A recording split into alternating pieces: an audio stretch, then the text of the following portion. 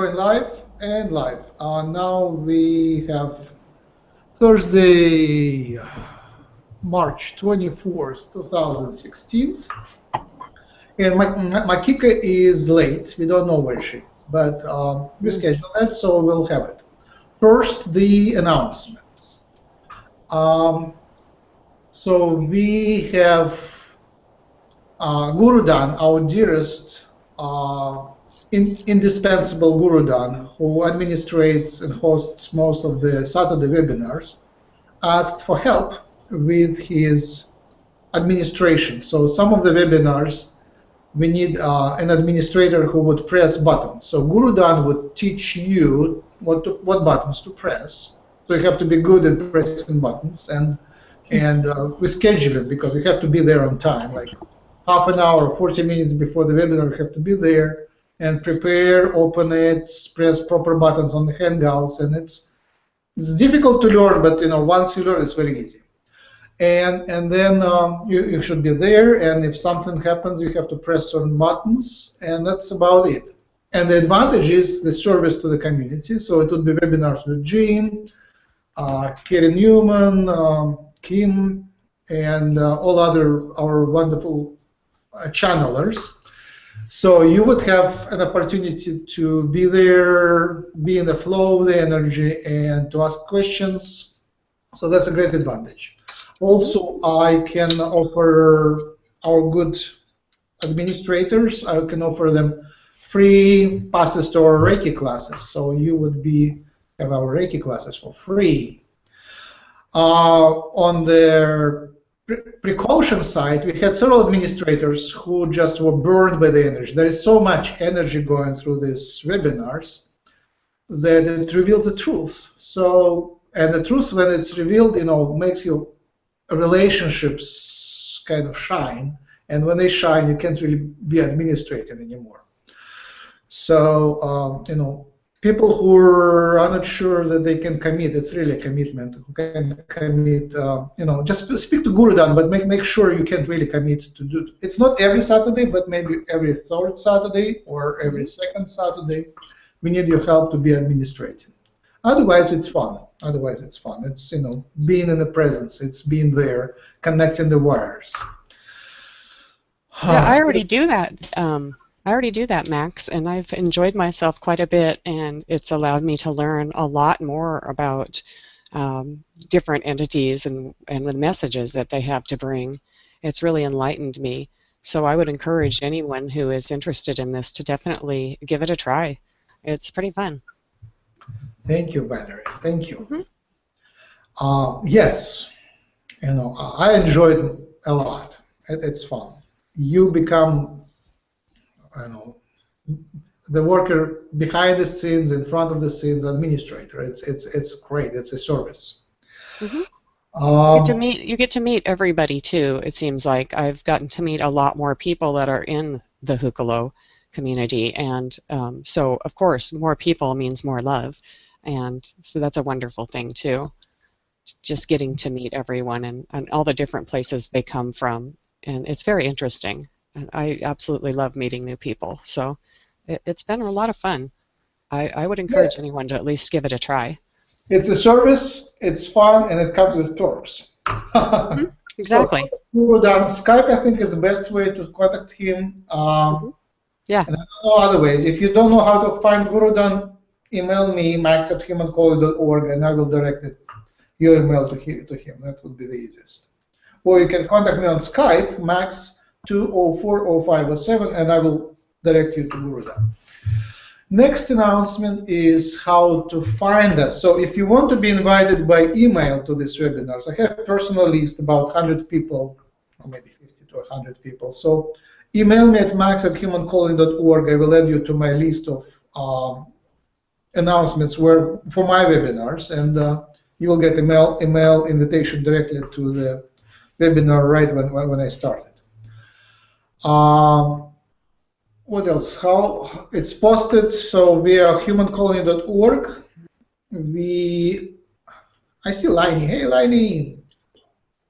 Thank you for joining. Hello. Hi. Hello. Welcome. Hi, Max. Announcements. How are you? Yeah, not too bad, thanks. How are you? Wonderful. Good. So you find us on humancolony.org, hucolo.ning.com. Got ning. The .ning one is new. Hucolo.ning. Hucolo.ning.com. And then it's Google Plus, search for Hucolo, Hucolo. And then we post our announcements on Google Plus, Hucolo website, Hucolo TV website. We post it on humancolony.org site. And on chat boxes, one chat box is called Hucolo One. So ask any one of us, we will add you to one of those on Google Hangout chat boxes. I mean, that's a long name, but it's Google chat boxes. Then another one is Hucolo 2, and there is also a Skype group, like Hucolo 1 Skype group. We also post the events there. And unfortunately, you have to really capture that link at the moment when it started. There is no, it's how Google set it up, but it's for free. You can't really have the link before it starts. Maybe you can have half an hour, but not long before that. And now let's do some chanting. So we are chanting about your DNA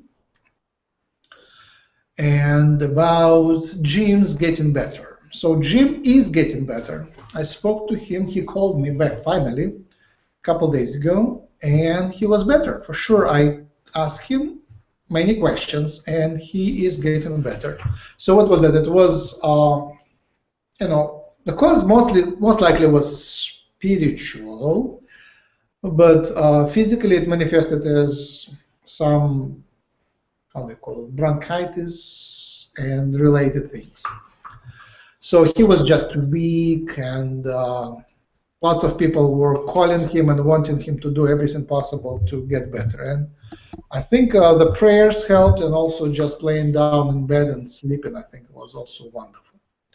So we thank the gods, we thank the creatress, the creator, the goddess, the helpers, the angelics, the alien helpers, the Reiki energy, healing energy, the elementals, the earth, the humans, the supporters, people who pray to help with, thank everyone.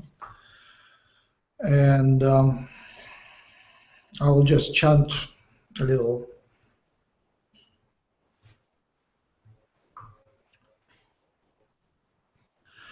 Oh.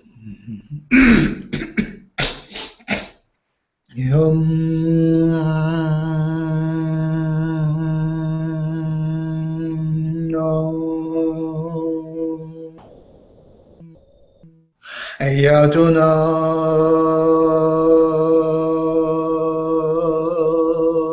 Haru Ayatuna Ayatuna Ayatuna Ayatu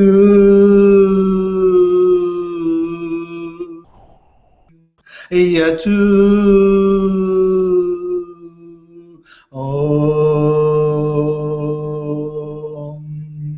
Ayatuna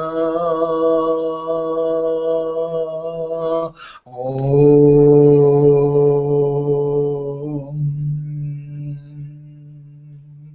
Ayatuna.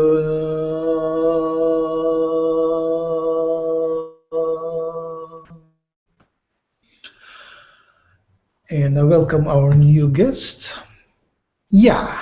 Oh, hi, Ya.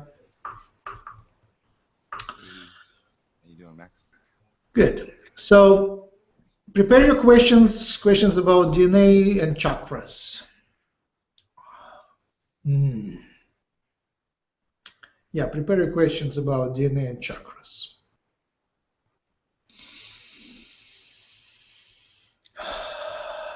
And I have a guest with me, Lucy, and she prefers to be behind the camera, just a little outside. Hi, everyone. Hi, Lucy. Lucy is one of us. Huh? All right. Okay, I will start with a little. Все в порядке. Что? Ну, Just a second, I'll give the controls to everyone so you can mute everyone else. Unless I think you can already mute everyone else. I think everybody can mute anyone else. Okay, so the idea is I'm learning more about this stuff. And the idea is that chakras correspond to color and to frequency. And what is the biological basis of this relation? Color, chakra, color, chakra. So basically it all comes to the idea of how far is the chakra from the brain. It's about central nervous system. So the highest frequency is on the top. It's the shortest distance, so it goes like really fast, high pitch frequency. What goes very fast? That's another question. Obviously, it's a neural impulse, but possibly there is. I'm almost certain there is also neural, meaning electric, right? Electric. There is sound, and there is light, and there is something else which is basically ethereal light, like ether. Like if you know Ethernet, that's it. Ether wave, some sort of non-physical wave goes also. It's in our space, but it goes beyond our devices. So some sort of vibration. It's called in common language, it's called energy, which means some other energy, right? So crown is the shortest, and the root chakra is the farthest, and it goes the slowest. So that's when we call rise vibration. You basically carry your vibration upper in chakras, and usually people mostly reside in their lowest chakras, like solar plexus, sacral, and root chakra. That's the basic of our existence. You are born with root chakra mostly active. And as you grow, you develop your sacral chakra, shorter distance, higher vibration. And with sacral chakra, you learn how to communicate to people physically, to talk and stuff.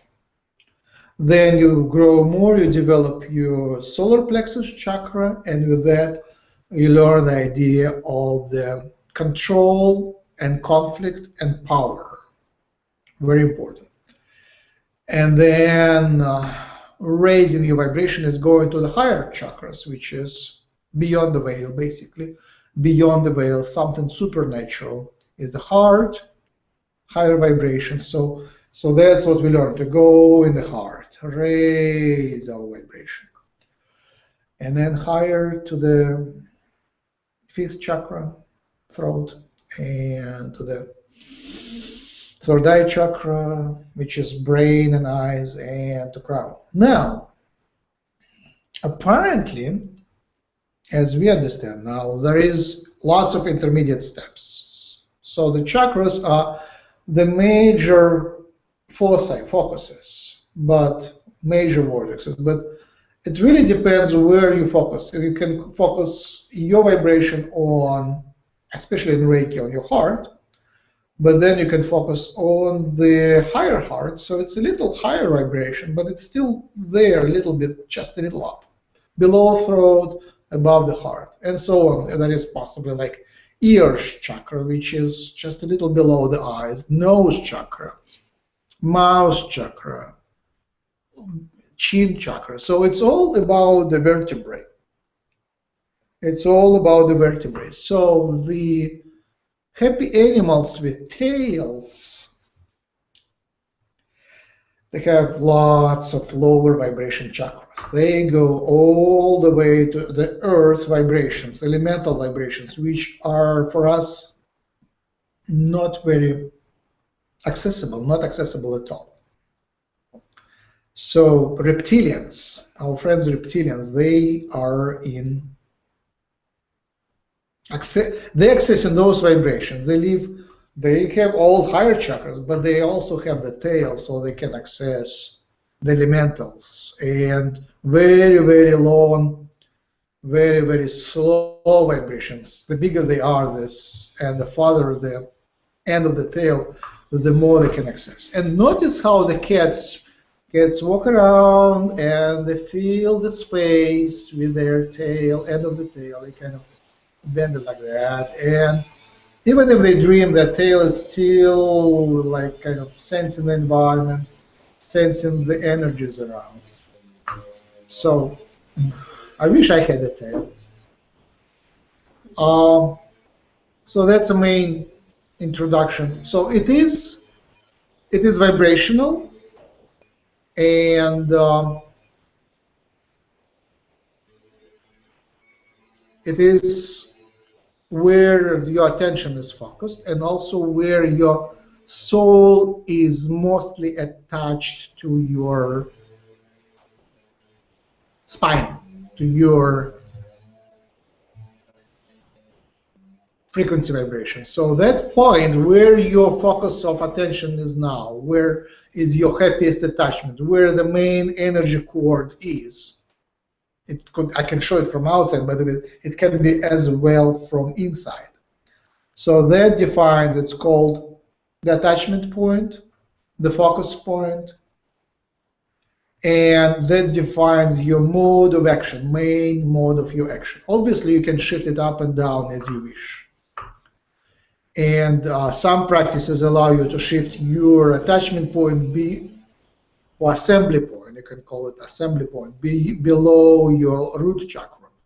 And that's where you enter into the bottom, lower, how do you call it? Underworlds, to the underworlds, and connect to the animal energies and underworld energy, which is a special practice. I don't know it, I just heard about it, but it makes a lot of sense. It makes a lot of sense, especially in relation to the ideas of frequency. And here I would chant a little bit more and invite questions.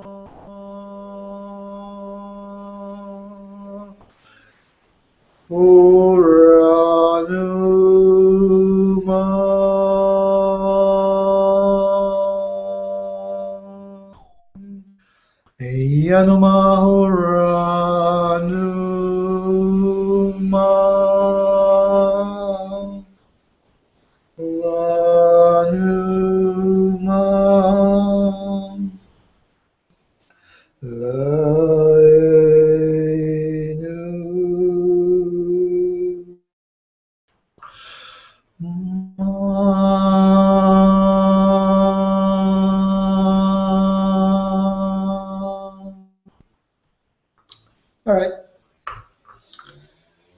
Lucy, Valia, Valerie, Earthling. Any questions? Yeah, about the chakras, if I can get my little doggy to settle down here.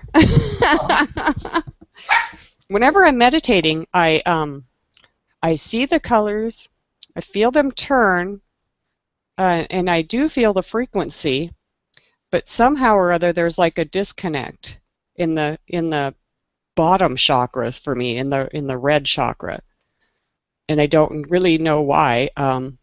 I feel like I'm a pretty grounded person. I am barefoot most of the time and ground with the earth and consciously think about grounding with the earth, but that seems to be the only like color and frequency that I don't feel like I feel the rest.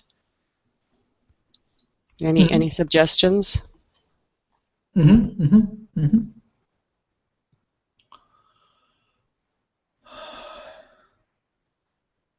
Mm-hmm. Uh-huh. All right, so the root chakra, the idea of the physical, basically physical work. And physical work such that you really have to focus your attention on it. You really have to go way down to your root chakra and physicality of the existence. So some of us, we who are living in the higher ideas, in the thinking, meditating, we so much forget about our physical body that we disconnect. I usually find it difficult to connect to all three of my bottom chakras. They are abandoned, they are lonely, they are not where my attention is. I'm always here. I'm always there. I'm way up there, dreaming, worrying, planning, reminiscing. I'm a creator and an artist, so that does explain a lot right there, because I am up there too a lot instead of, in my body. So coming back to physical and just kind of slow in your thinking is the way to connect to physical chakra. It's like touch. It's breathing. It's the physical processes, the molecules. It's just like feeling your molecules, feeling your food, and all of that physical, like material stuff, coming back to matter. And one of the messages recently that came to me physically was, you're as smart as you are healthy. That for me was a big surprise. I was always like either smart or healthy, right? And then they say your physical body defines your all level of smartness, all levels of mind. Your mind is as good as your physical body is. So that's a good excuse to focus on the physical body and to reconnect to the root chakra. You really have to make your physical body successful to be able to raise higher and tolerate high vibrations, to tolerate your mind, to tolerate your spiritual mind, and all of the levels of the spiritual mind. The more physical body is developed, the more your soul can attach to it. It's really hard to attach to the physical body when there is, as Bashar says, there is no one there, right? Now, the health of the spine is the key. The health of the bones is the key because they are the resonators. They are a big part of the resonating system. So, Well, Max, yes. that may be where I have an issue, because I have already had 2 fusions done to my spinal cord, because the discs went bad. And I have hardware still in from the last surgery. They were actually 2 different surgeries. So the last one still has the hardware in, and I have some scar tissue wrapped around that area, so it causes it so that it can't be taken out. That hardware can't be taken out now. Sure. And the scar tissue has caused nerve peripheral damage down, both legs. So could this be the interruption and why I'm having trouble with the root chakra? Here we go. I mean, I know as much as I told you. As the spine has been manipulated, changed, I did put my own bone back in for the fusion, like instead of a cadaver.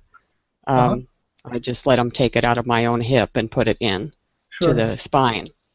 So it is still my own DNA that fused. So I don't know if that would be, you know, a disruption, but when you were talking about how the spinal cord is the resonator, and with a disruption in that area, right before the root chakra, I'm wondering if that is why I'm having such a difficult time. Sounds like a logical conclusion. Yeah, for me, the common sense angle says that might be the issue. So is there another way maybe that I can try to reach that, since I have that in there? I don't know if you might know some other practice I could do. So be gentle to yourself. Don't overwork. Don't over emphasize that problem, because the more you focus on the problem, the harder it becomes. I mean, it's not that bad to be disconnected from your root chakra. It's not I mean, maybe there is a reason for that as well, right? But I think, so the resonator is, the bone structure is important, right? So especially the periodicity of the bone structure, the period, it makes it, you know, for resonance, the period, for the wave, the period is the key. So if you disrupted the period, I think that in the bone structure, that might cause disruption in the resonance, right? You need the periodic structure to resonate.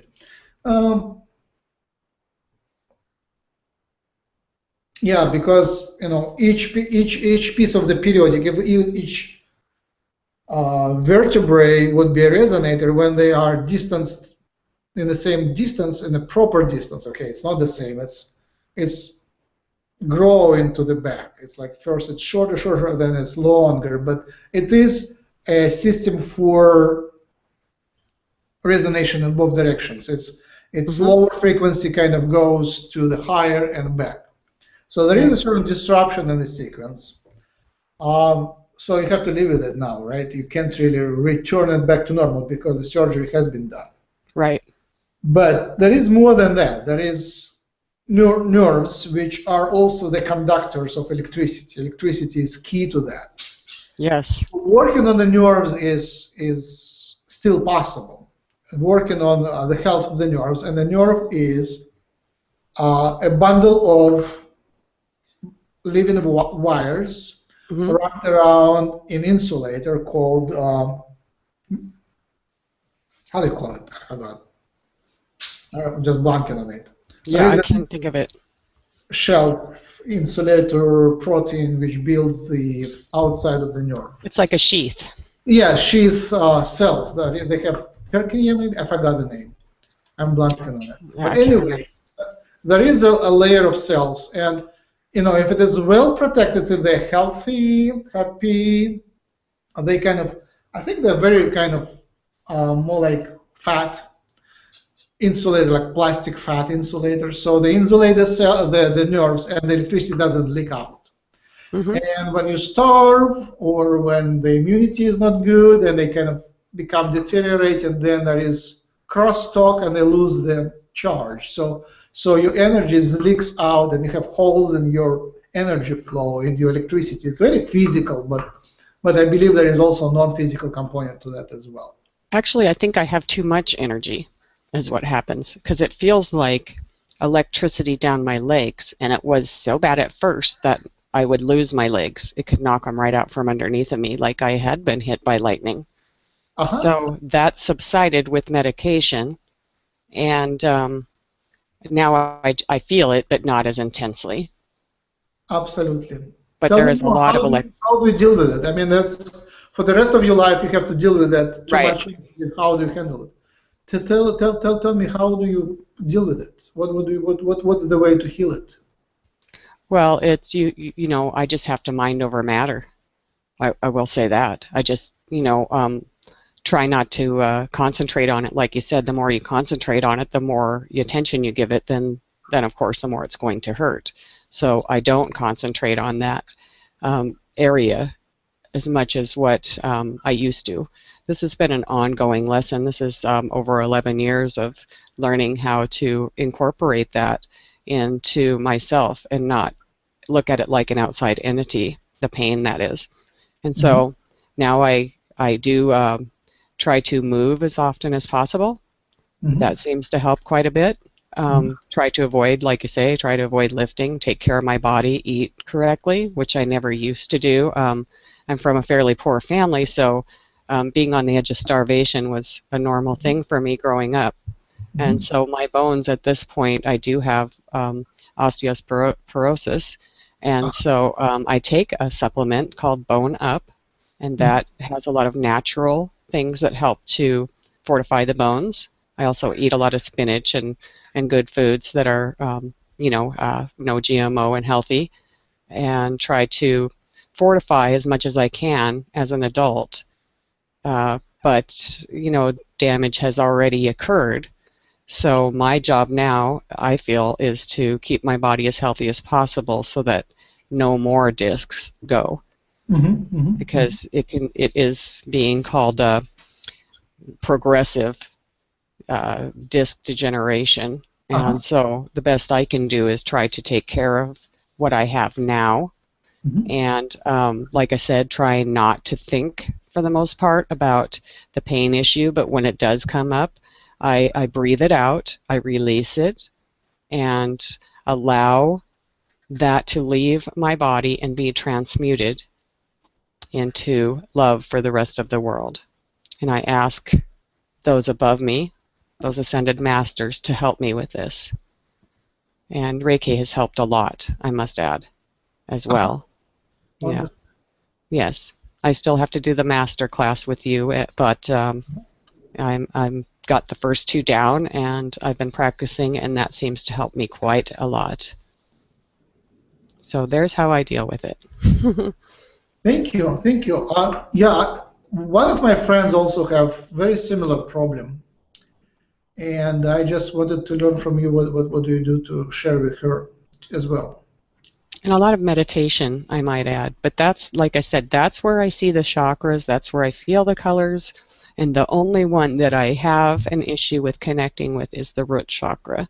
So I do go barefoot all the time, and hoping that helps somewhat. I work in the garden a lot barefoot, work with plants, hug trees.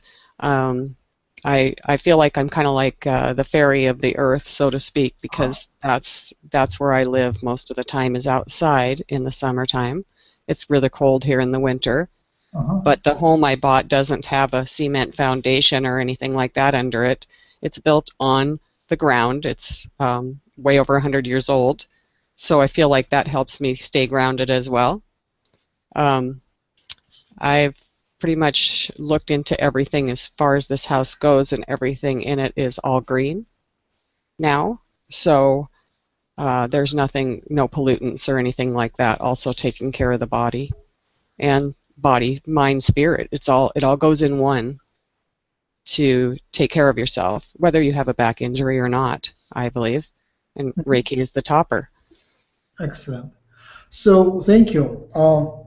One exercise I learned, I can't really, actually I should show. Basically, it looks like in yoga there is a series of exercises where you very slowly, very gently turn your body, basically twist the spine one way or another. Obviously, with your spine, don't overdo it. Do it gently. But apparently, just twisting the plane of the body is, actually I do like the legs go one direction and the front goes another direction. So you do it like that. Very, very slowly. And you can do it when you lay down, when you kind of stand in different positions, and then when you stand up. So in all possible ways. Face down, face up. Unfortunately, I don't know how it is called, so I can't refer you to YouTube video, but do your research, search on YouTube for different yoga. Yeah, I've done a lot of different yoga and Qigong as well, to try to try to just exercise in different ways. All right. Yeah, walking is a really great exercise too, and I do that quite a bit. So But yeah, the movement where you move together is the best one. uh-huh. Move everything at the same time, so you're moving but not twisting. So for me, I do a very simple thing. I kind of, the owl, the bird owl, it can twist its head all the way around and a little bit more. So that's, would be the owl exercise. You try to just look behind as far as you can comfortably. And then you do it the other way very comfortably without any pain or harming yourself. So that's Oh kind of, yeah. That one I could not do. I would have to move the feet, you know what I mean? To kind of like swing the legs along with it because the very center couldn't stay. That's right where the fusions are. So yeah, my very so center can't stay solid like that. maybe comfortable for you would be like just a half of the turn. But Yep. basically, just the Yeah. conscious idea of turning. Yeah.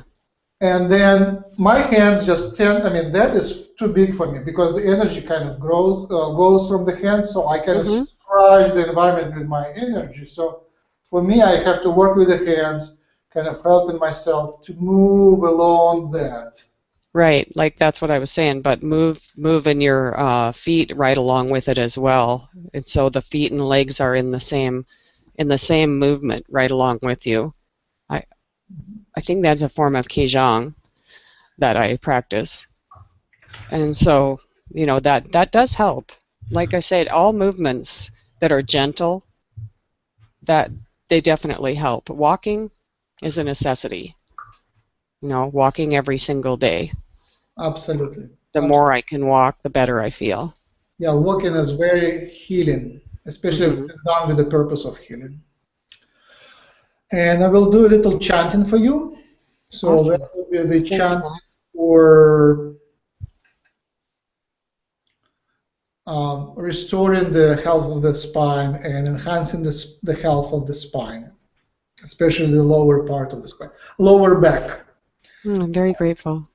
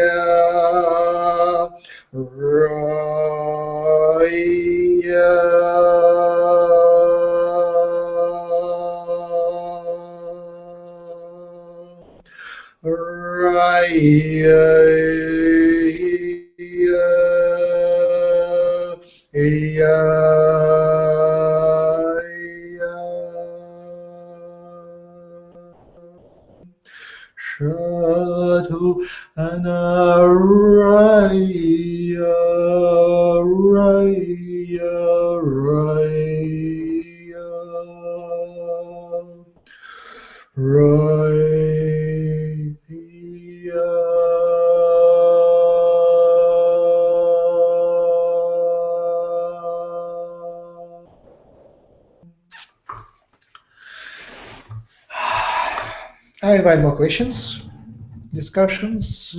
Thank you so much. That was wonderful. Thank you. Yeah, I liked what you were saying about the tail and the lower sub chakras or whatever, like just the lower chakras with like animals. you could like expand on that. I never heard that before.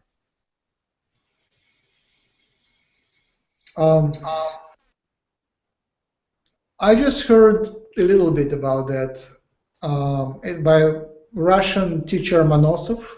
He says in native Indian traditions, shamanic traditions, there is a special set of rituals where they intentionally lower their assembly point below the root chakra, and that allow them to shift down to the underworld energies. I'm not anyway connected to those. For me, it would be not even interesting. So for me, even the root chakra is not very interesting. But down below, it's not my world, so I can comment any much.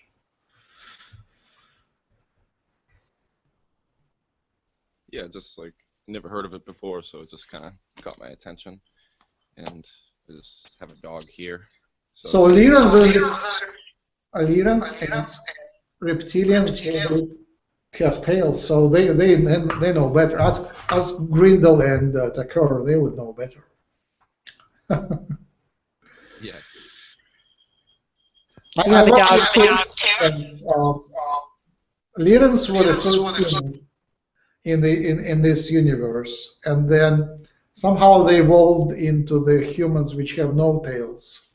So why would be that? Why would a human lose a tail? Even our monkeys have tails, and then humans just lost it. So you know what, Max? My daughter almost married this guy that had a little tail. Okay. Hair and everything. Uh-huh. So that's kind of odd that you said that. Is that something that was like a kickback, or that's kind of strange? Or a new flavor. He has extra chakra or two. Maybe, huh? Uh-huh. I just never heard that we lost our tail, and I always thought that was kind of strange that that was there in the first place, an anomaly kind of thing. But then you say that's strange. So what extra talents does he have? He's a musician. That's all I knew. Okay, let's see a correlation. Maybe more musicians have longer tails. We have a little tailbone, but there could be an extra vertebrae or several of them. All right. Any more questions, ideas? Oh, I would like to say something to Valerie. Yes. I think a situation like hers is a very powerful. It's like a very powerful scar in a big battle. So that would give you a lot of power, and probably that's why all the energy that you feel is coming from. But you have to embrace the fact that you've been in battle, in life. So that was my only comment. I think that's very right on. My life has been like that, yeah. And yeah, I've always said I should have gray hair to show what all I've been through, but I don't. And you're right, there are some scars. There are scars on the face, scars on the body that says, yes, this has been a battle. And I'll be proud of those from now on after you said that, because I've always tried to hide them. So maybe now I can step into that a little more. That was a really amazing thing that you said. Absolutely. Yeah. Just since you mentioned gray hair, yesterday I came across a very interesting science paper. Like scientists just stumbled upon very strange stuff in India. They, stem cells are now big. You can grow stem cells from the bone marrow, from adult tissue. It's not a big deal. So you can grow them, and then they injected them to people for different autoimmune things and neurodegenerative things, they discovered that people who got stem cells had their gray hair kind of restoring back to less gray. There was tons of new black hair pieces coming, starting to growing back, and it kind of, the effect was long enough to be very significant. So somehow stem cells regenerate, the dark hair, and they commented obviously that it is the melanocytes which make the black melanin. They were basically dead in the hair follicles, and having stem cells kind of revived or brought more melanocytes to the hair follicles, so they just started producing melanin again. So reviving melanocytes with new cells. I don't remember if these cells were autologous, meaning from the same person, or how do you say, allogenic from different people. It could be allogenic, but I just have to look it up again. I forgot. I think that would be the next question. Can you just fix? My gray hair just came last couple of years, and it coincided with depression. I was depressed, and gray hair just shifted. Lots of gray hair. That's interesting you say that, Max. My mom is now 72, and she has not had gray hair until this year. She lost 2 brothers in the last couple years, and since then she got very depressed. And along with that depression came gray hair. And I'm not really a depressed person at all. So maybe that's why I'm not getting the gray hair. Mm-hmm. That's interesting that it correlates. Mm-hmm. Because, yeah, she has not had any gray hair whatsoever. And then all of a sudden now in the front, there's a bunch of gray hair. It's a stress thing maybe too. Yeah, absolutely. Extra stress. So basically, the take-home lesson is get your stuff together and stop being depressed. It's not easy, but it is possible. Not easy, but possible.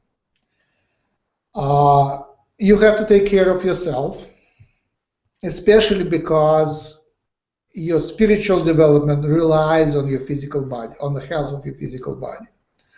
So yes, losing close people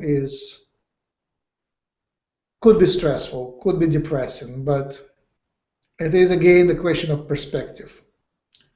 You could be sad that they have gone, or you could be happy that they lived with you and you had an experience of living with them, right? And that's where your spirituality kicks in. And unfortunately, she didn't have any. So when you don't have any real beliefs, then I think the pain is a lot more.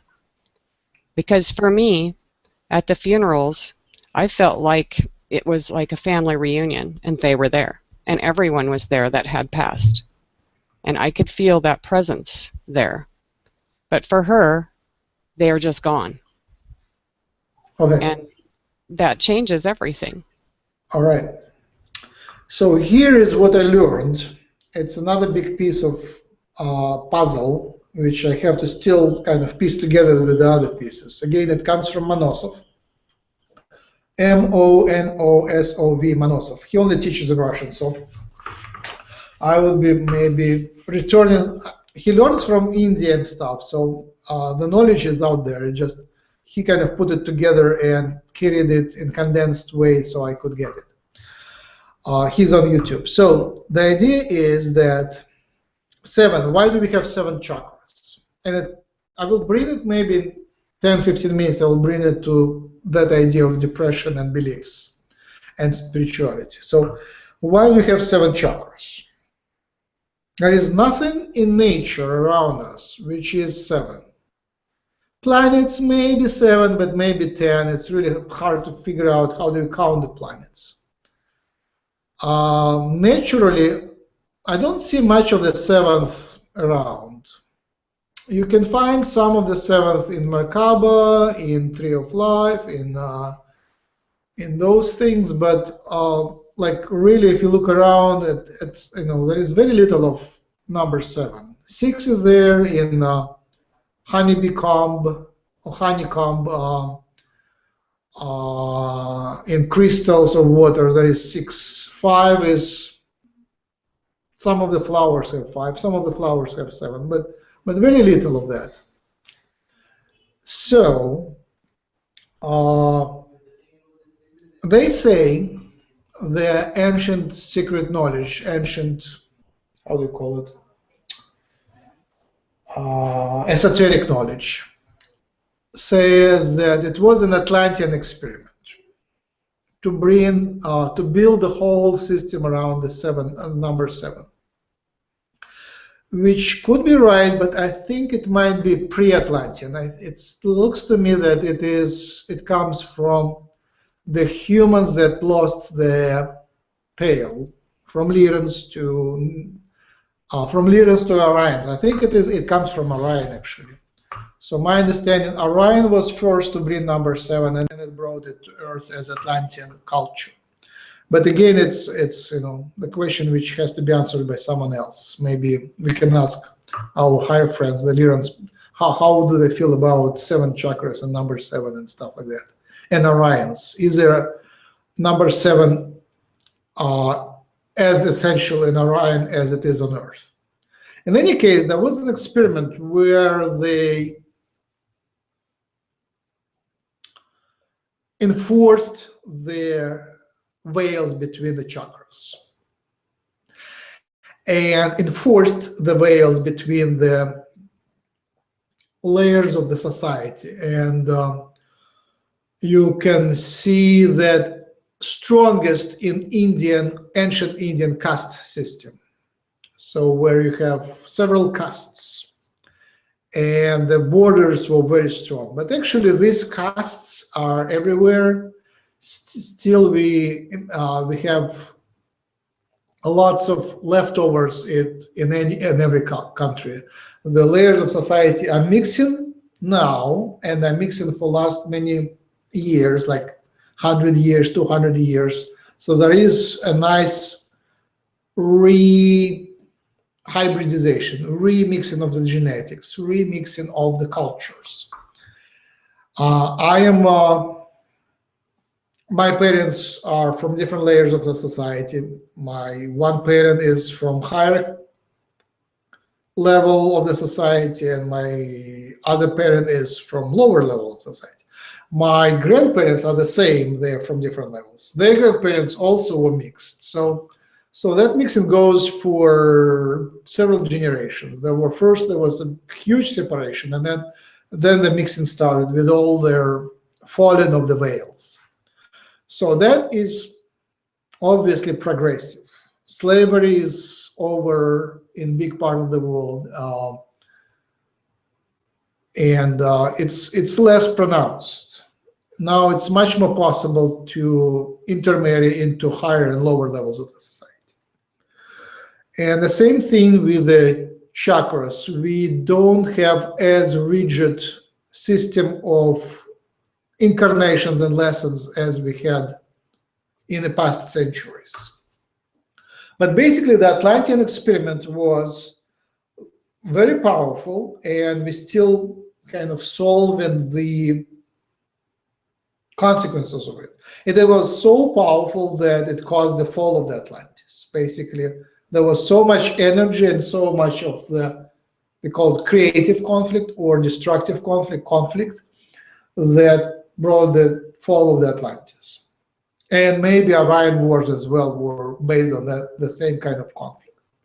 So the idea was that new souls progress from lower chakra level to higher chakra level. So the lower chakra, root chakra level, is the physical worker.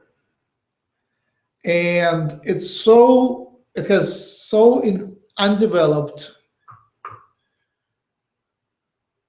energy flow that when this physical first level worker dies, it loses the memory of the life. Basically, reincarnation doesn't carry on his experiences. So that's why for them it's important to live the whole life and progress enough to build enough of their own energy to carry it over to the next lives.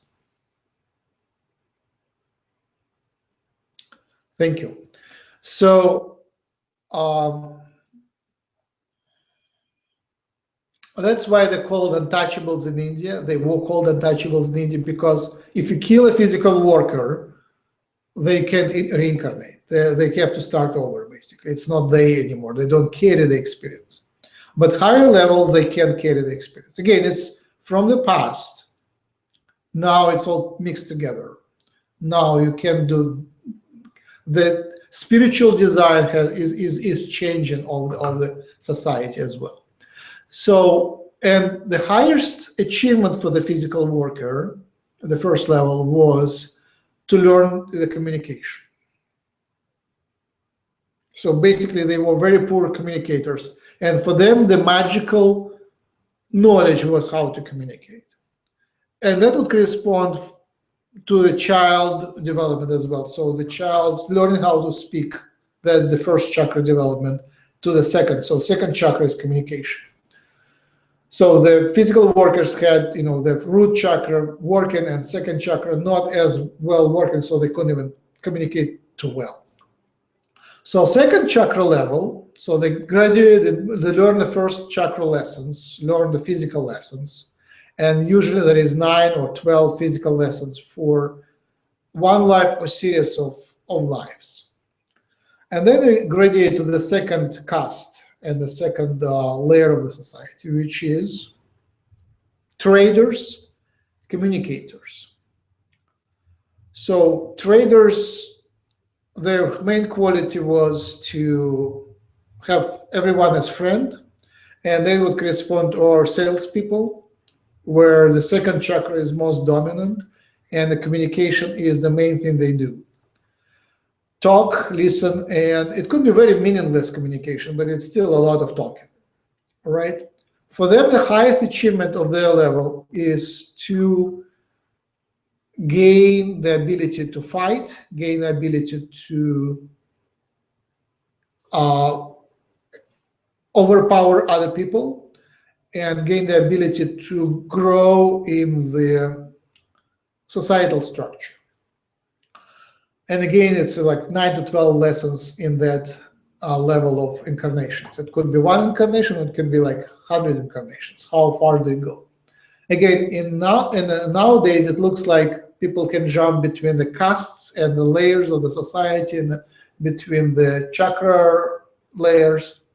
But it is, again, the focus of assembly point. If you're mostly in your trader's assembly point in the sacral chakra, that's, communication is everything, everybody is a friend, and that's how you take the world. And then the third level are warriors and government people, corporations people, the third caste, basically expressing the power, thinking about the powers, thinking about the conflict, fighting in physical ways and fighting in non-physical ways. And that's the solar plexus chakra. So that's your assembly point, and lots of people are fighters. They really create the conflict if even if there is no conflict around, they create it by themselves. And they need to be in, or they need to lose, but they need to be in that conflict situation where they either dominate or subordinate or subside, sublime, how do you call it? Go under, but they have to be in that relationship, who is on the top. And it's very familiar. That's most of the modern world, either salespeople or the executives, all sorts of managers and executives working through the solar plexus. And actually can tell where the assembly point is by the shape of the body. So big lower chakra area is mostly the physical, big sacral chakra area is mostly the communication, and big solar plexus area is mostly the fight over the control. And then there is next level, and again, the highest level of their development of the warrior is getting into the magic part. And when the warrior learns the magic, it is usually again used for the fight. So it's black magic, fighting magic, all of those. And then you go to the heart chakra, and that's and upper chakras. Heart and upper is all together. It is healers, extrasensors, clairvoyants, psychics, magicians, true saints, all of the above. And that's where you go develop your intuition, your emotions, your empathy, and go beyond the fight, beyond the trade, beyond the deals, beyond the physical. So you go beyond. And here, the heart chakra, if your assembly point is currently in the heart chakra, your extrasensory abilities come through your overlay to your hands sensations and hands sending energy. So Reiki is assembly point on the heart, and it is just how the things are connected in the body.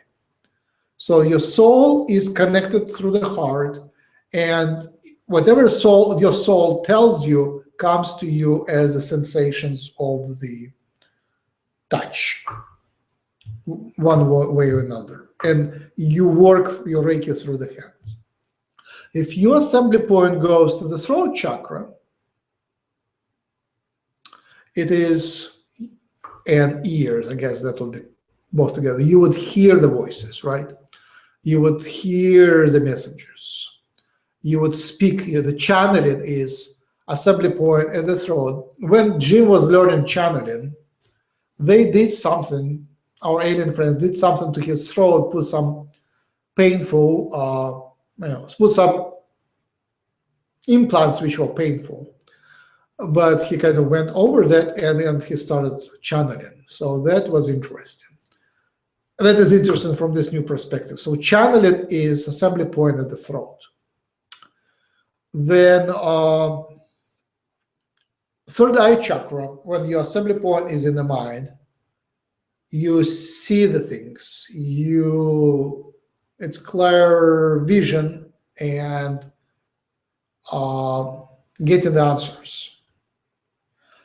Not sure what happens to the assembly point in their head, but some people are like really there. Some people are really there, and their connection to God is so direct, it's really hard to translate. So they first get some guidance there, and then it kind of gradually descends to the mind and is translated to the verbal, to their, to the language we can understand, to the ideas we can comprehend. So it's beyond the mind. So higher chakra connection is beyond the mind. There is also a development of different abilities. So first you learn to sense things. Then you learn how to heal people. So you become a healer. You not only take information, you kind of can control, not control, can influence some things in living beings. And then you possibly can affect, so highest level of magician in human society are capable of affecting their events. It goes beyond their health. It goes into the events, into the luck, into the success. So this is highest level of magic, highest level of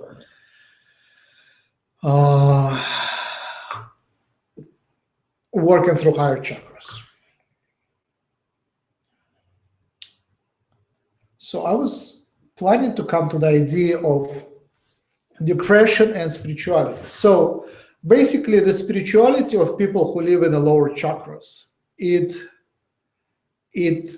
hard for them to jump. It's still possible because now it's all possible, but sometimes it is hard for them to jump. So if you are a physical worker, your spirituality is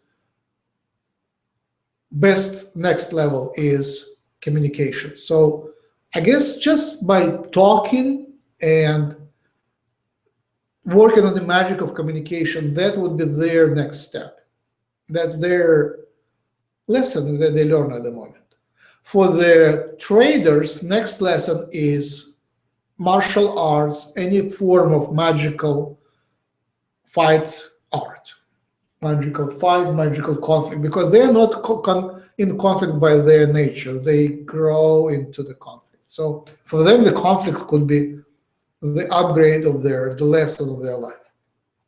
For the warriors, the next conflict is to become a healer, right? To become a psychic and a healer. So that's the upgrade. And again, for a healer,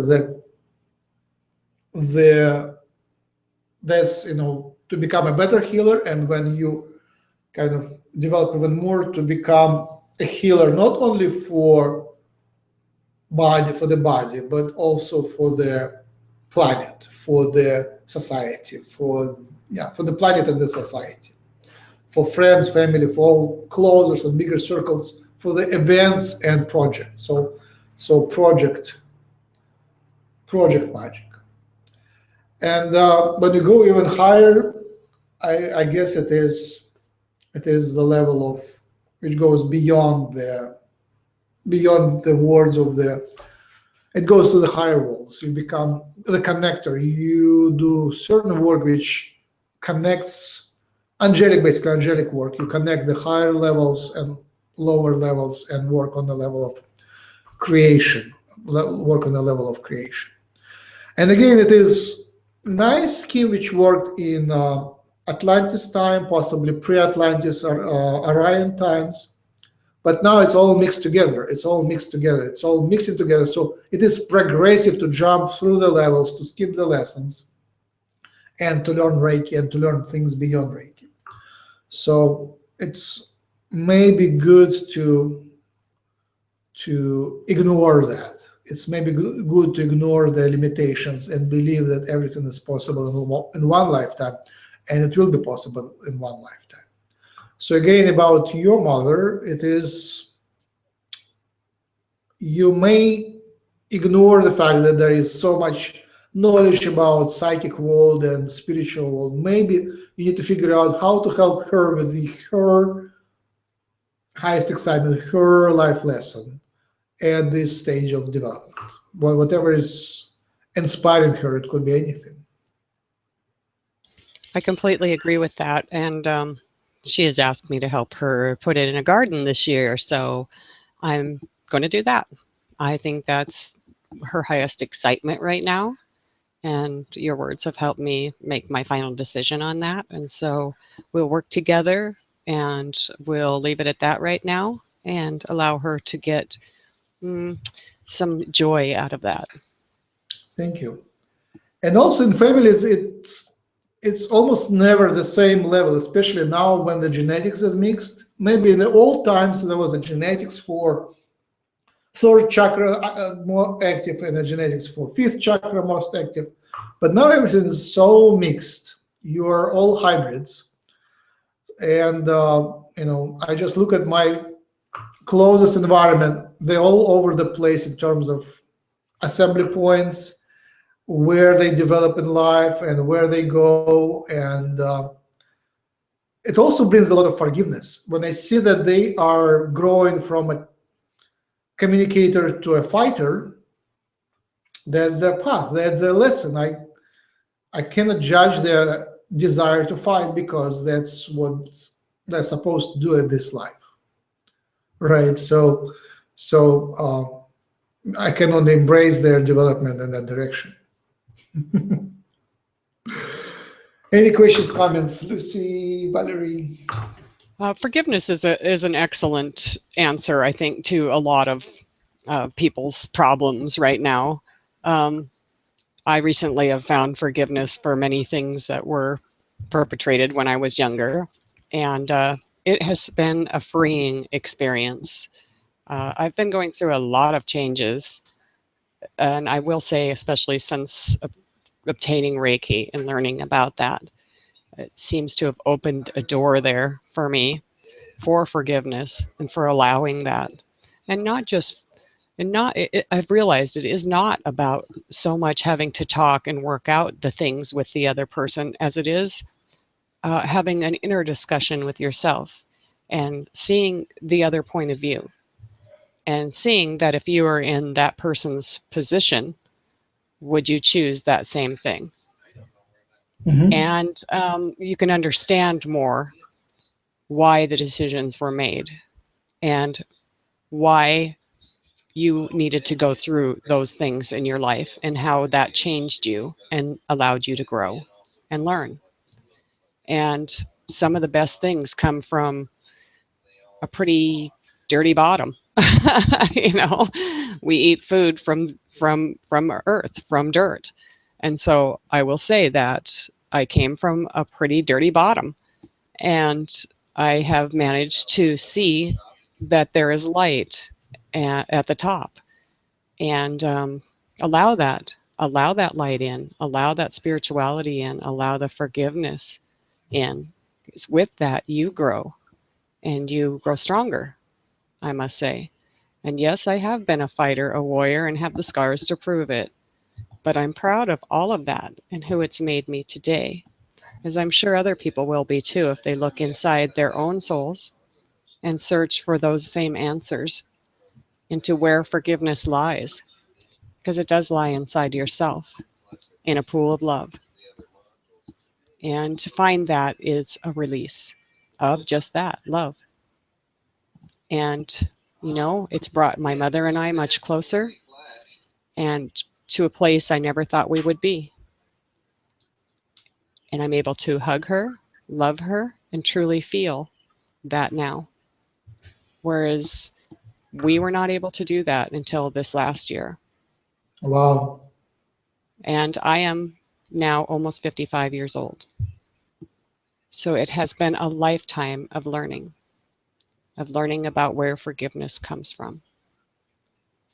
I ask anybody who's listening to please don't let it take that long. Mhm. Look inside yourselves as soon as you can, as soon as you realize that there's a problem, and find that joy, that forgiveness with these people in your life. They're there for a reason. Whatever choices they've made has led you to where you are now, and be grateful for that. And I'm grateful for every scar I carry right now. I'm grateful for every lesson that I've learned from those who have wronged me, and I've forgiven that. And all I come from in the end is love. A perpetrator that I never thought I could say I loved passed recently to the other side. I thought I would be in joyous pain at his loss, but instead there was forgiveness. So in the forgiveness, there was love. So you can even do it for someone who has already passed to the other side. Yes. Let's do some chanting. Do you do chanting as well? You know, I could, but I have a lot going on right now. My dog's getting upset, so I better not, because she'll be interfering all the way through. I see. Okay. So chanting about forgiveness. I just find that I can't express tragedy in speaking. I just can't speak tragically. It's blocked. And when I speak about tragedy, it's pitiful. But when I sing, I kind of can experience the tragic feeling. So I think it's very liberating. And recently I had experience, last webinar, we chanted across the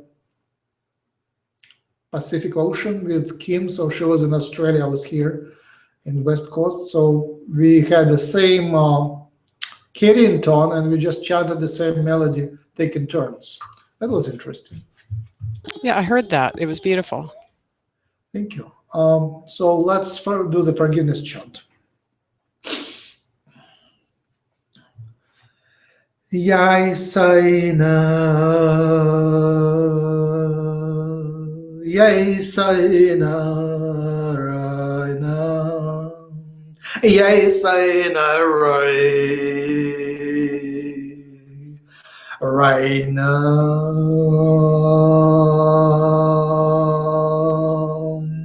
Hi, Muriah.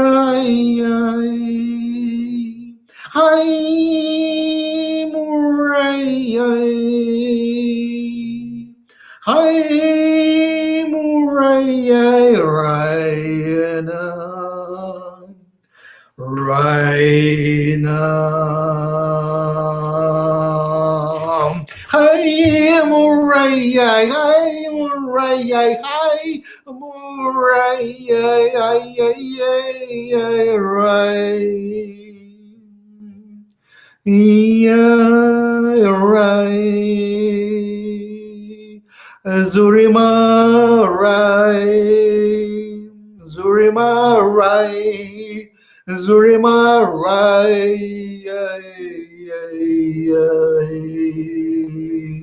Right. You're right.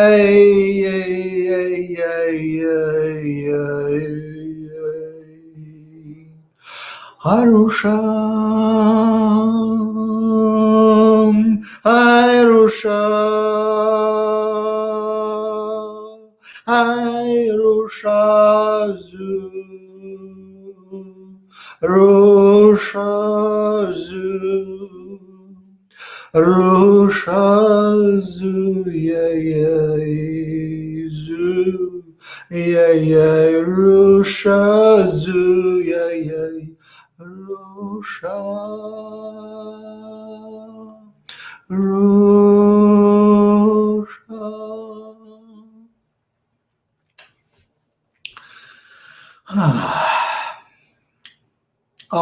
Lucy, do you have any questions, topics to bring up? Can I just add one thing quick, Max? Go ahead.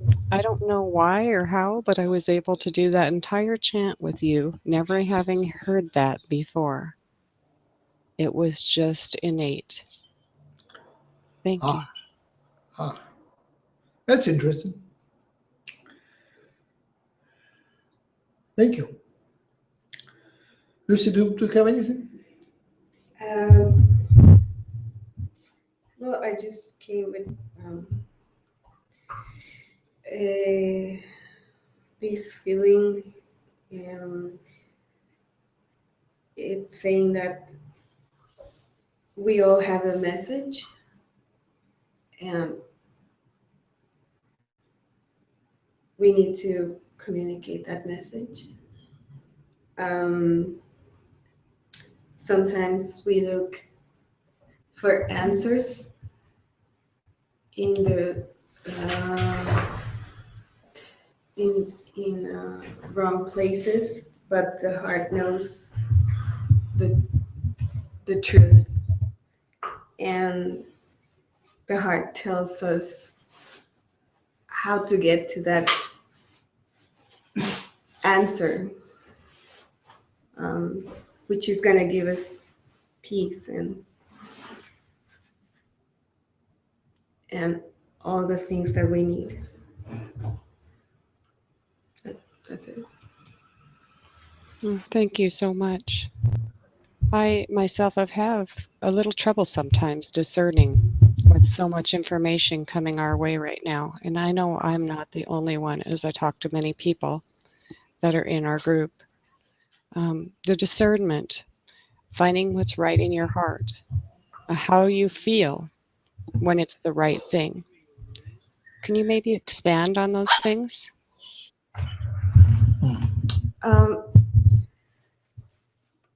Personally, when something is right in the heart, it feels like if your heart is like pounding, like trying to shout it out. And I think the part that makes us doubt is not other thing but fear. Fear of risking, fear of failing, fear of going against what everybody else wants.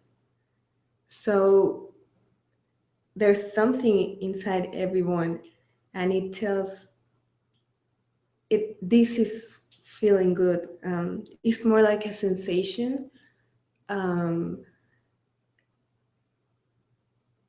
And you have to do it without fear.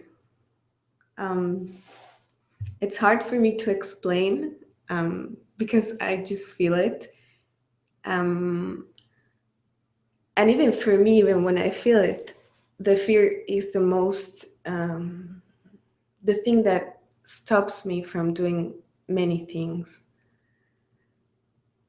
But when you can put together your heart and the action taken, it feels a joy inside, like an accomplishment.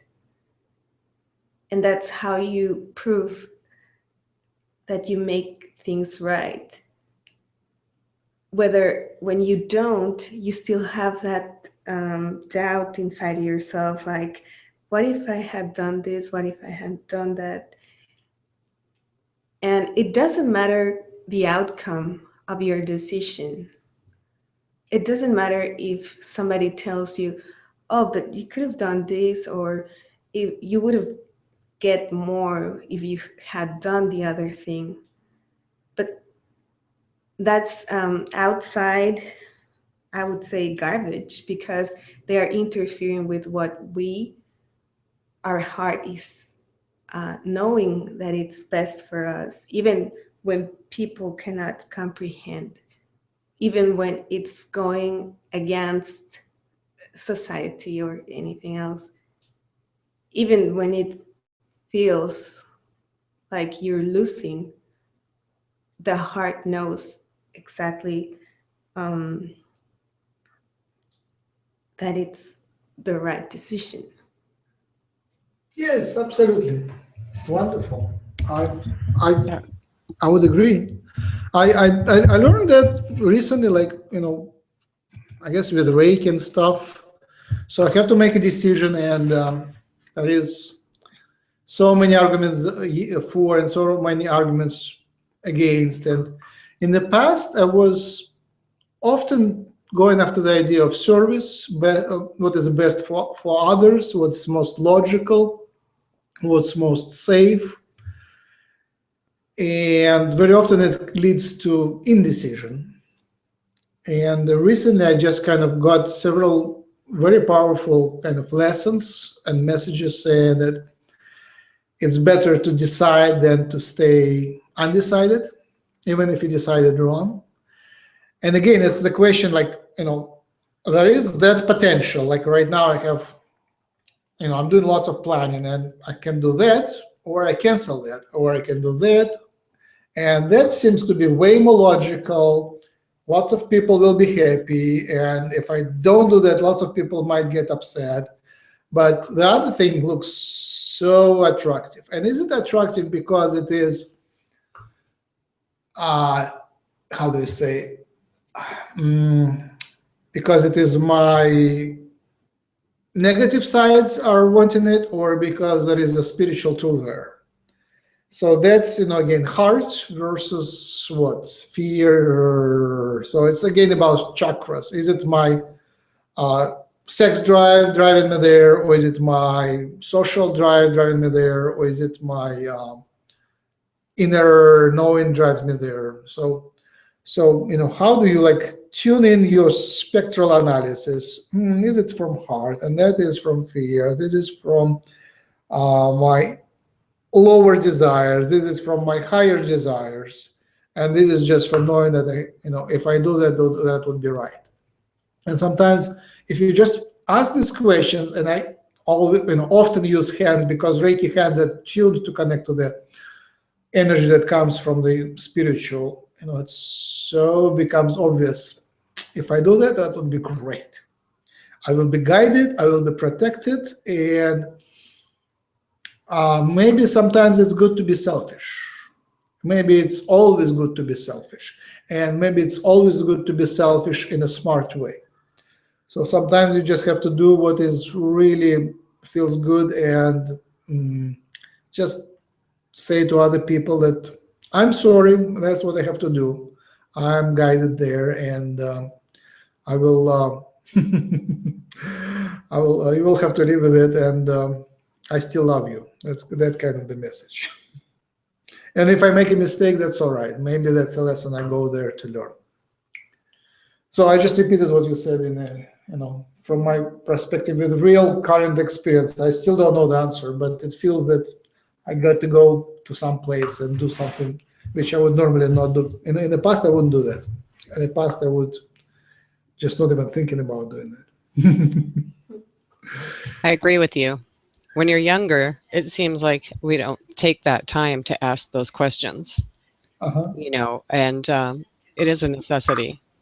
I have too. I've went down some wrong roads by not asking those questions and just following not my heart, not knowing how to discern.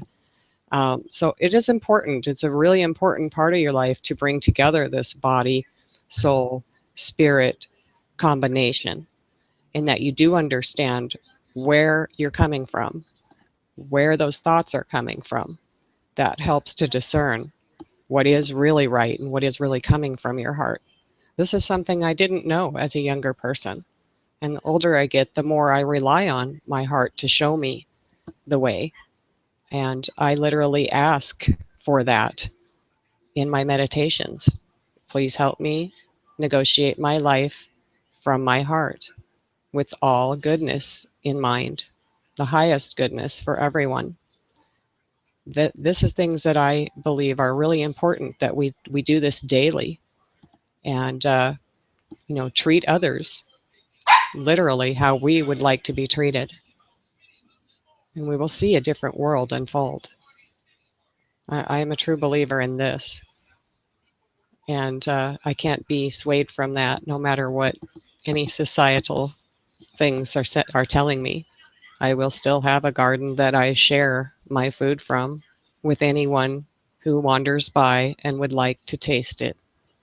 My table will expand and continue to expand to include anyone who is hungry and needs a plate. And thank you, Max. Your words have been just so all-inclusive today. I really appreciate it. Thank you, Lucy. Thank you. So let's do the little yes, Lucy. for listening. Yeah, so discernment. Yeah, spiritual discernment. What is right and what is wrong. Haruya lagamaruya haruya laikamaruya halama rekala juya juhalama rekaya juya hailai maraika rajuya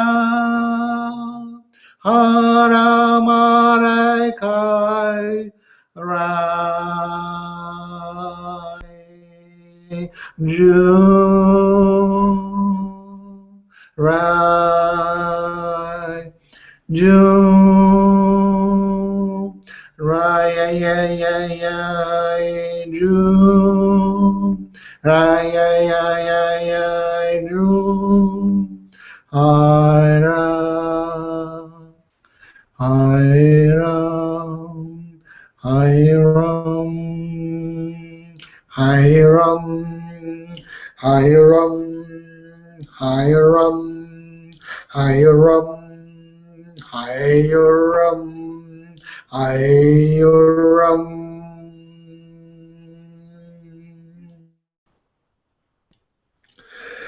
Okay, next question, and the last one, I guess, for now, would be Laini asks, Max, what do you think of past lives affecting DNA?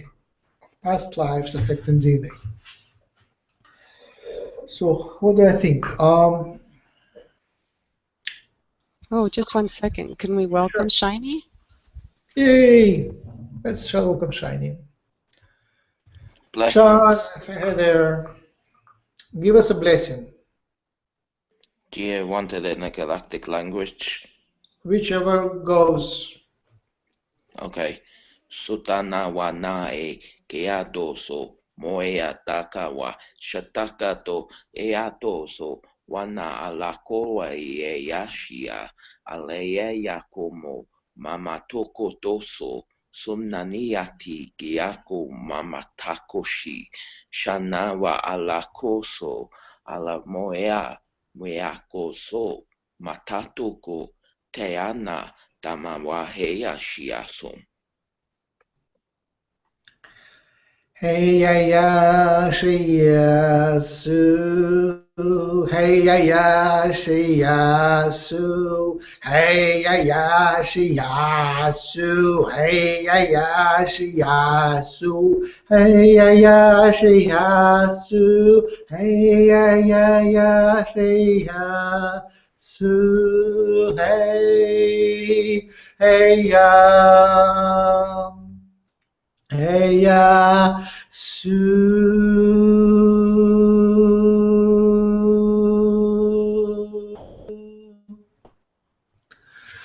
All right. So, Sean, prepare if you have any questions. So, what do I think about past lives affecting the DNA? So, DNA is sort of physical and sort of fixed. So, you have your sequence of the DNA in every cell. You have 3 gigabytes of your code for this life.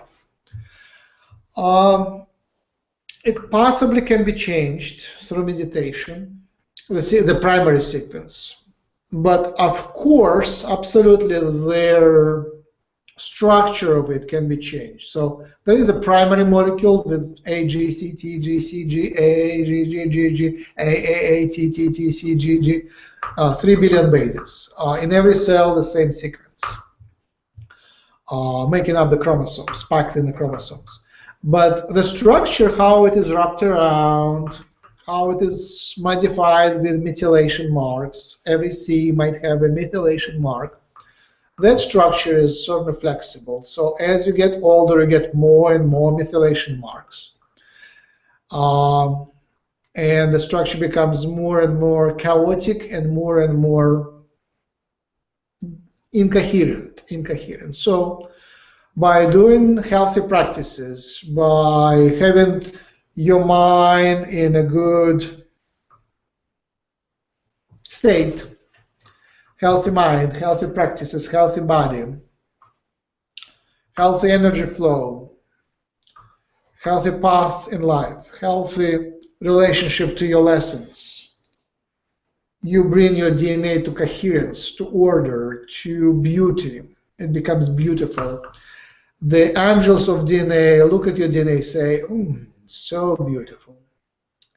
The little spiritual bodies, spiritual cells going around your DNA and fixing it would get a lot of help. And they say, yeah, your DNA is in perfect shape, and it is well energized, well structured, well taken care of, well purified. And that allows you to resonate. So there is a perfect resonance between your DNA, which produces the energy waves, and the chakras. So basically, your chakras, the energy of your chakras is produced by DNA in your body, and the nerves in your central nervous system. So it's all together. It's all resonating. It's all one system, one body, one organism, one resonation units. And it is in physical and beyond physical, multiple layers beyond physical. So it's all together, all one life. And when the body dies, your root chakra first gets silenced, your second chakra gets silenced, the third chakra gets silenced, and the rest is taken back and recycled to the next incarnations. So what you do with your DNA now affects your future incarnations, affects the health of your higher chakras and how they will be inherited to future incarnations to return to the tree of life and enrich the tree of life. And the past lives affect the energy flow, affect the lessons, affect the charges, the karmic charges, what is the value, the emotional charges of different aspects of life. Your fears are in large defined by your past life traumas. You might be afraid of heights because you fell down in your past life, right? You might be afraid of drowning because you drowned in your past life. You might be afraid of police because you were imprisoned in past life or executed in past life. And so, Max, is it to our benefit to do a past life regression to find out if these things are influencing our life now? Sure. For many people, that would be a next step. It would be a step up. When you do one life regression, second life regression, third, and you kind of learn from that, you just figure out it doesn't really matter. The specifics of that life don't really matter as long as you understand that this fear in you comes from that life, the previous life, and that your opportunity in this life is to heal that past trauma. So that's basically the dry knowledge, the essential knowledge which you need to bring from the regressions. So when you just realize, I always have in this life that fear, and that didn't originate in this life, so obviously it comes from one of the previous lives. Obviously. I mean, it's so obvious that you don't really need to regress to understand it. It's kind of, oh, I always am afraid of police. Why would be that? Or doctors. Why would be that? Or snakes. Why would be that? Or crocodiles. In Russia, we have that beautiful image of very friendly crocodile, and it was very nice and nice. And then I visited the zoo in New Orleans, and when I saw live crocodiles face to face, I was just completely. I had a, how do you say? I had a complete breakdown. I laid on the floor in pain for half an hour, and my kids were like just didn't know what to do with me. You know, it was hot, so people wouldn't be surprised that somebody lays on the floor. But I was just, and then I realized it was just past life that I was, I guess, eaten by a crocodile in the past life. That's simple. So I didn't need to do past life regression to know that. That was so obvious. So it's the first time I met them, and I just, it's something I have to. And I guess the lesson was to be friends with Grindel and learn how to reconcile with your reptilian nature.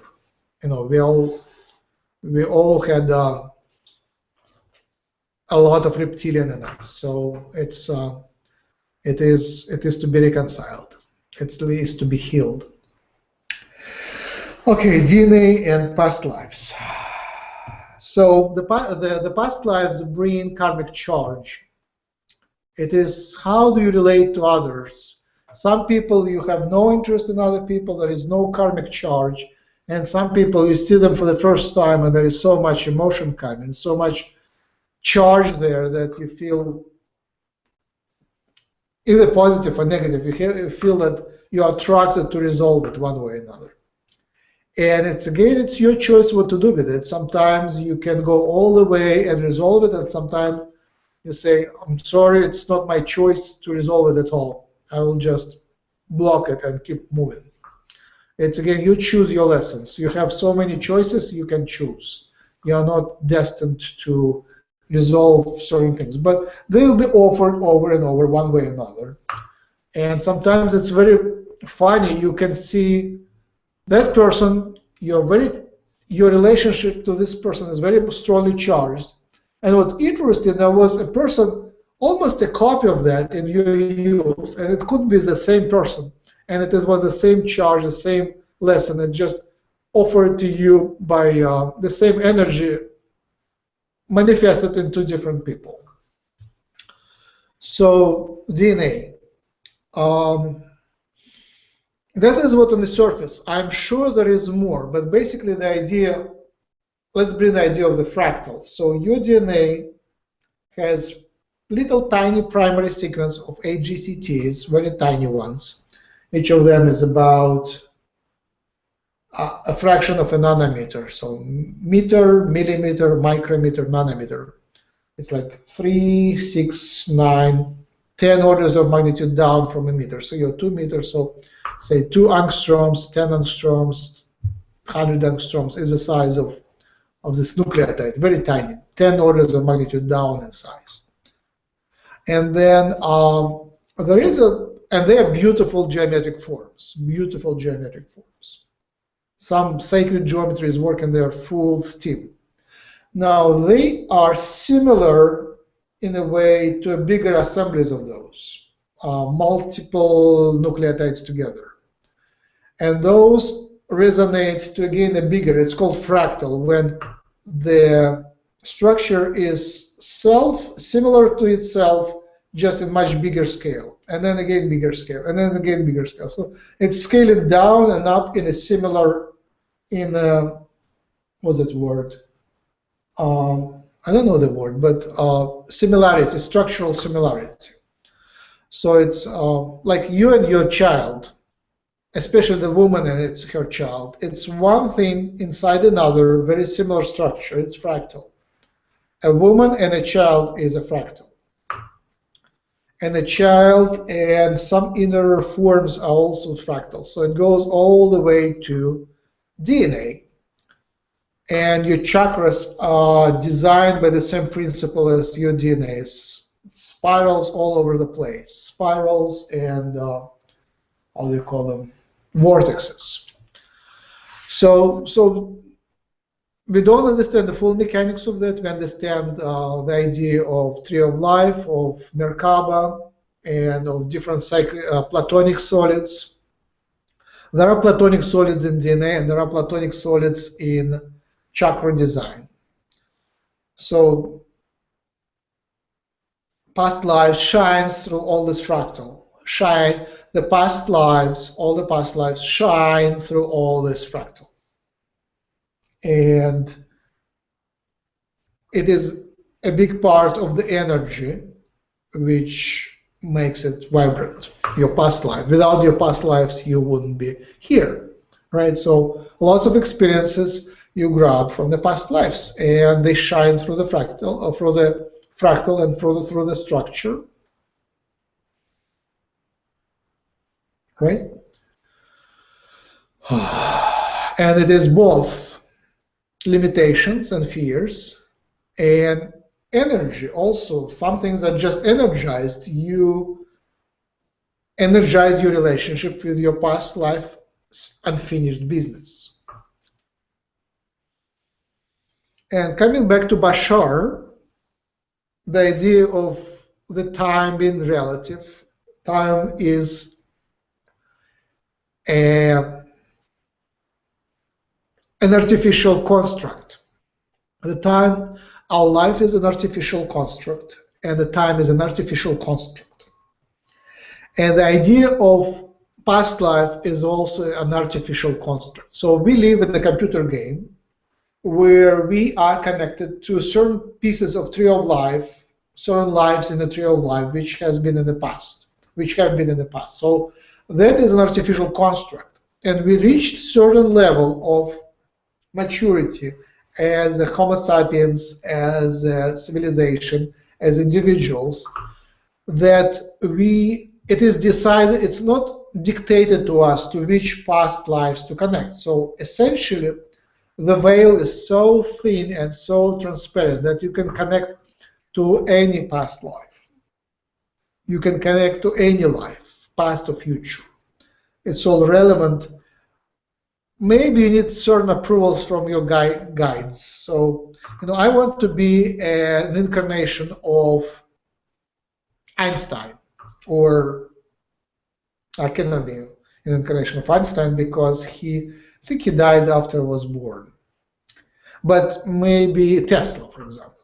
That would be possible. So you ask, you apply, and you get excited, and your guides or maybe council of your guides might decide, okay, let them connect. And the code of the program, the experience is now yours, and it becomes your past life. So it's not as fixed as it is usually considered. It is flexible. Even your genetic code is flexible. If you decide to change it, it's possible to change it just by spiritual means. So you can shift into a new body with a new genetic code. You can shift to a new life with new past lives. It's relatively flexible. I guess that helps too, that perspective. Should I chat, or are there any comments here?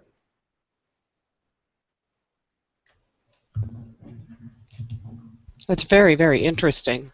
I'm still kind of thinking about that whole thing with the, it really made sense to me with the mom and the baby. It sort of goes like the Russian dolls. It just keeps going and going and going. Absolutely. To infinity. And just like some of the paintings of Alex Gray, the more you look into them, the more you see. And they just keep going into infinity. Mm-hmm. Consciousness does not end. And so the past lives, that wouldn't end either, because that's a consciousness that you're carrying, correct? Is that correct? Is that what I'm getting here? Is that yes, when the past lives, your consciousness, part of your consciousness has to come through because it doesn't end. It's very interesting to me. Sure.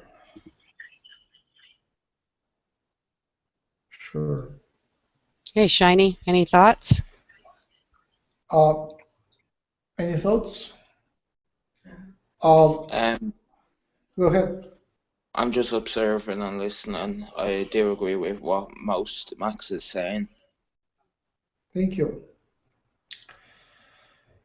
Yeah, I guess the more we shift to the idea, I really like the idea of aliens. I really like to connect to Yahyel and Pleiadians. It makes me feel happy. In my meditations, I just invite them all the time. Yahyel and Pleiadian friends, come over. Let's have together in the spirit, in my dream, in my meditation. So, I guess as that door opened for me, I'm connected more to my alien past lives. And when I meet another Yahyel here, a Yahyel hybrid, it makes me happy. Oh, that's a Yahyel hybrid. I recognize the traits, like mental and also shape-shifting trait, and lots of other. So I guess it's flexible, and I guess it's rigid. It's up to us what to decide. It's up to us. It's also, as Manosov says, it's defined by the level of your spiritual energy flow. Level of your spiritual energy. Your body can fit so much spiritual energy. And when you bring more, it might burn you. When you drain more, when you kind of lose it, you kind of become unhealthy. Then you lose it, you go low, depressed. So it's the level of spiritual energy. And especially in the spring, you can see especially everywhere, right? Especially everywhere. In Russia, where is lots of water, and northern part, lots of water, especially in the spring. The rivers, which are tiny little creeks, in the spring, the snow is melting right now. Yep, end of March, snow is melting, and you can take a boat and go to a nearby village just by river channels. It's kind of all flat, all filled with water. The forest is like couple feet of water, and then there are like canyons, more water. Sometimes it's kind of bubbly and flows very fast. Sometimes it's just still. But it's possible to boat to a nearby village, from one village to another, which is not possible in any other time of the year because water is high. And same thing here in San Diego. So like in the winter, there were a few big rains, and there's just rivers raised, and things connected and things like that. And some things were distracted. But basically, the idea when your body can fit more of spiritual energy, when it flows really well, lots of new things become possible. And one of the things which becomes possible is to reconnect to other past lives, just to remember them. Oh, I had this past life, and now I'm a new shape of my soul. My soul received another upgrade. Yep. So I noticed in my life when, like, I'm really desperate, I want my life to be upgraded. I will deserve it. I will work hard. I will achieve something. I will serve something. And please give me an upgrade of my soul. And then you have a new understanding of who you are, new piece of energy which is added. I guess that's the point. Yeah, Really, as you said that, you know, it's really like a rainy, cloudy day here. And as you said that, the sun just came out. That was wonderful. The universe agrees with you. yeah, I like doing that. It's my favorite. Yeah. How about you make the sun come out? And sometimes it does, and sometimes it doesn't. But you know, it's really hard to break a big cloud. But you know, you work on breaking the big cloud, and then the whole sky, like, the clouds just shift, and it's a blue sky. Especially in the spring. Yes, it allowed some. Did you make it, or do you define your reality? You just shifted to the reality where the sky is blue. Well, yeah, I definitely shifted vibration throughout this hangout, and yeah, I'm very thankful for that, for your guest today as well. It's just been a very enlightening time. Yeah, like I say, my vibration has definitely went up a notch or two. I hope everybody else watching has that same effect. It's wonderful to feel like that. It's to like this. Your heart is full. That's beautiful. All right, let's do the last closing chant, and I will repeat the announcements, and then we'll close. Thank you, everyone, Thank you, Valerie and Lucy, and people who visited for being here, and thank you for the listeners who will watch us later. Oh, it's been my pleasure. And I thank also the people who sent Jim their prayers, energy, healing energy, and meditations and chants for his recovery. He feels better, and that's a wonderful collective work of ours. Thank you all. Yeah, let's send more healing energy to Jim. That would be the purpose of this chat. And the sound J, Jaw, J, G, G, G, G would be for Jim. Okay. Yanturaha, Yanturaha, Jaiha. Yanturaha, Jaiha. Yanturaha, Jaiha.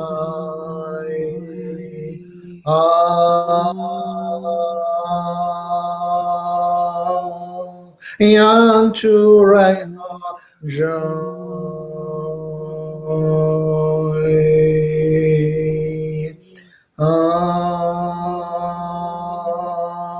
Ramaya,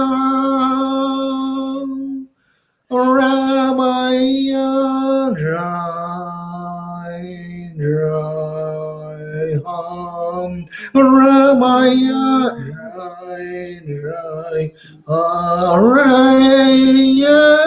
Jai, Jai, Maya, Jai, Jai, Jai.